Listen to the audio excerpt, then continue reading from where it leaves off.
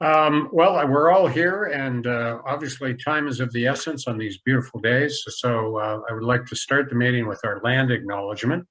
And I'd like to acknowledge that we are on Treaty 6 territory, a traditional meeting grounds, gathering place, and traveling route to the Cree, Saulteaux, Blackfoot, Métis, Dene, and Nakota Sioux. We acknowledge all the many First Nations, Métis, and Inuit whose footsteps have marked these lands for centuries. So that is what we typically say at the beginning of our meetings, to acknowledge that. And I would also like to advise all persons that are currently tuned in that the session is live streamed, and the location of our recordings will be on our EMTSC website, located at www.emtsc.ca. And so if people want to follow up and view the recording of the public portion of our meeting, they can do so at that address on our website. So I'd like to welcome all of our guests and any viewers that are tuned in today. Councillor Wes Broadhead, Councillor Michael Walters, and Councillor Sam Muckhoff-Sween are here today. And we're joined by Karen and Brittany, our HR advisors, and Josh Cole, who is our administrative lead at the present time. So welcome to our first working session for the HR and Compensation Committee. So without further ado, I would entertain a motion to approve the agenda. And that the April 14th agenda be adopted as presented. And so I'm looking for a mover. Councillor Broadhead. So moved. Okay. No additions or changes to the agenda, so I would look for a motion. Calling the motion, all those in favor? Approved. And so now we will look for approval of the motion of the minutes of March the 24th, 2021 HR and Compensation Committee. Were there any comments, additions, changes, additions to those minutes? Seeing none, I would entertain a motion for approval. I can make that motion. Go. Councillor Muckhoff-Sween, so moved. All those in favor? Approved unanimously. So, Josh, I would turn it over to you. You'll be giving an update on our payroll systems, work benefits, and compensation framework, I understand, in the public portion of the meeting today. So I turn it over to you. Thanks very much, Mr. Chair. Welcome to everyone. Good to be here today. And really a quick update, but just one where we wanted to ensure that we conveyed to everyone the progress being made. As everyone knows on the board, a lot of the work and our focus has certainly turned to all the kind of the roles and tasks associated with the startup of an organization. And so the very significant milestone that's been met, of course, on that front, and which was announced at a press conference and through a media release, was the selection of a new CEO who will begin on May 17th.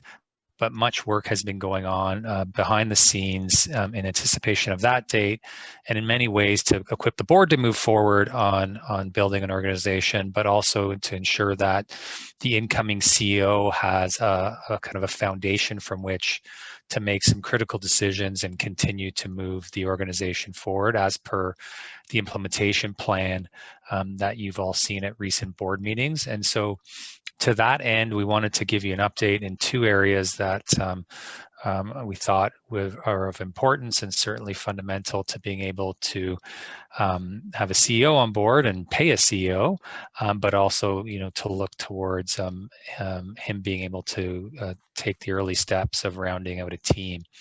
And so on the payroll system front, we've been looking at software packages. And again, as we have done and you've directed and the board's directed with any decision we make around any system that supports the organization in its early days, it's essential that it is certainly flexible and nimble, meets the needs of a growing organization, but doesn't necessarily bind the EMTSC and the board or the new CEO in any significant commercial or other ways. And so to that end, we've been looking at a series of software providers, payroll software providers, and really the importance is, can it meet the needs of the organization? Is it flexible and functional, but can it scale as the organization grows? We're also conscious of looking at systems that are compatible with what others are doing around the region, and in fact, just looking at what people's and kind of people's experiences have been with systems, and so to get those data points. And of course, security of information and data is critical. And so we are advancing that work and advance it significantly with the help of Karen Marner and Brittany Boyce, our HR consultants, and we're at the point where we will very soon be bringing kind of that moving, and so then that payroll software would be certainly in place for your first employee, and most definitely for employees after that. And so maybe before I move on to kind of some of the work we're doing on compensation and benefits, I'll just see if there are any questions on that piece. I would turn to the board. Any questions of Josh or the HR advisors? Let me put my glasses on, see if I can see. Hey, I can see. No questions? So, yeah, but again, we'll have more for you on that soon. But I guess the overall message is that's progressing as expected. And so another one of the items that we'll certainly have in place for you and an incoming CEO to ensure that the business of the organization can be conducted. So a good news story there.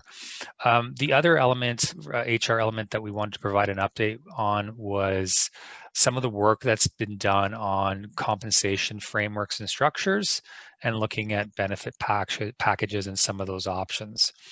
And so to this end, one of the things that we wanted to ensure was happening is that a CEO had some benchmarks from which to compare to and to get a sense of what the landscape looks like out there. And to do that, what we've turned to is a few different data points or sources. And so I think it's really important to note that we've done a survey of our municipal partners and member municipalities to find out kind of compensation ranges on key early hires and early positions. These may not all be immediately brought on by a CEO, but we certainly wanted that information available. We're looking at comparables with the all the municipalities in the region for a bunch of obvious reasons. One, those could be people who consider moving from where they currently are to the EMTSC. Also, I think for a really practical reason that we don't want to be out of line with what the kind of the rates and compensation levels are. But we've also looked at publicly available benchmarking data and use some of those resources too to flesh that out and to make sure that there's a fairly comprehensive sense of where key positions that a CEO would be looking to early on in the setup of an organization, and where those would fall in terms of bands or levels around compensation. And so pulling all that together, but also making sure that some of that or all of that by some of the work around anything connected to benefits for beyond compensation. And so obviously that's critical for your first employee and making sure that's in place, and that's well on the way. And so again, good news and an item that will soon be crossing off a list, or you will be, but also just to know that when the CEO starts on May 17th, he'll be equipped with a framework around compensation that will give him an excellent sense of, kind of the first few waves of potential roles that he would be seeking to fill, what you would be looking at from a financial commitment, and where comparables across the region and across similar roles. We've scoped those out even as far as job descriptions, similar roles to compare to in the field, whether that be transit specific, HR specific, finance, you name it. And so that work is actually fairly advanced and will be available for the CEO certainly even in before he's in place for his first day. So maybe I'll turn it to the chair and then to the board if there are questions on that. We're happy to answer those, or certainly happy to tap Karen and Brittany to help out on those too. Thanks, Josh. That's great. I would turn to the board. Any questions of Josh or our HR advisors? Wes, I think I see your hand. Yes. Thanks. Just a question around one of the issues around senior leadership compensation and how that plays out in our comparators in the region. Have you received enough data to be able to actually craft a senior executive compensation package? I don't want to name comparators, but you know who I'm talking about. Yeah, I feel that we do at this point, so that's good news. And so, again, I guess I should always caveat by saying that, this is, indicative and gives good benchmarks and comparators. At the end of the day, as I'm sure you've all lived through, there's a negotiation to kind of get certainly the people you want, but it will give both the board and the CEO a sense of what you're looking at and how it aligns with the operating budget you've passed already. And so I think you'll get comfort with all of that. So I think we have the data points we need. We've also taken effort to prioritize what some of those roles would be. So this isn't kind of been done organizational wide, but really targeting those. Councillor Broadhead, I think what you're referring to is those key senior roles that you would expect to be first added to an organization like this. And I think for those roles that have been identified as highest priority, we have the data points, the comparable job descriptions to give a comfort level to both yourselves and the CEO as to what they should expect as they look to recruit. Perfect. Thank you so much. Any other questions, gentlemen? Okay, so I guess, Josh, that we're laying the foundation for the organization, and I would imagine that we are on target with our business plan and work calendar. Is that a fair assessment at this point, given there's a lot of work to do? Yeah, and it's certainly something that we'll always kind of keep bringing to the board is, where we are against the work plan. The credit of the board members, it's an ambitious one, recognizing the task at hand, and so even realizing that their aggressive timelines, we're tracking according to plan, and certainly on the HR side here. If we were to kind of put a progress report in front of you, like you'll see at the board, I think they'd all be, kind of certainly greens or near green, and so I think that's good news. But kind of plugging away with lots on the plate, but right now tracking according to plan. Yeah, and I guess I'd like to acknowledge the work that E&Y has been doing in our HR and our legal advisors in relation to helping to lay that groundwork. It's really crucial that we get off to a good start in that regard, and I think we've been moving in the right direction from what I can tell. So if there's no further ado relative to the public portion of our agenda, there are a number of items that we really do need to discuss in camera. So on that basis, we have a motion in front of us. I would look for a mover to move in camera. Michael? I'll move that the board move in camera in accordance with the provisions of Division 2, Exceptions to Disclosure of the Freedom of Information and Protection of Privacy Act, as per sections 16 to 28. Okay, any questions? If not, all those in favor, please raise your hand. Carried unanimously. So we will now move in camera and we will discontinue the live stream for the present time.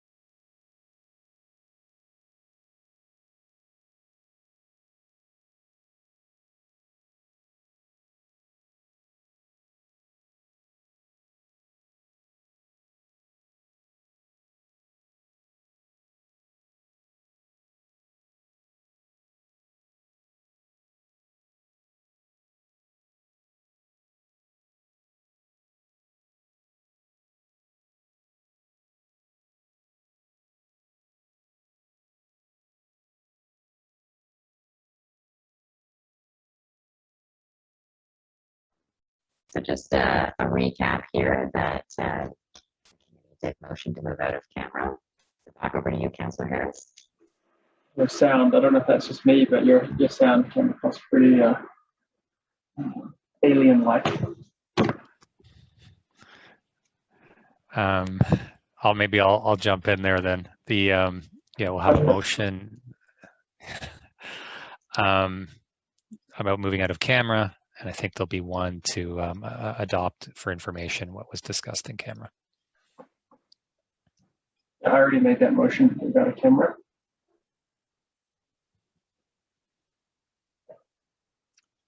Do we have the chair with us? I think he's muted. Mr. Chair, you're muted.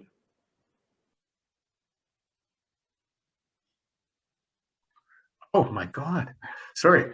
We've already voted on that, so we are effectively in regular session. That was carried unanimously. So we would entertain a motion to, Josh, you said to accept the information. Accept the material as the discussion as for information. Okay. I would look for a mover for that motion. Michael? I'll move that the committee accept the material and discussion as presented in camera as information. Any question, discussion? If not, all those in favor?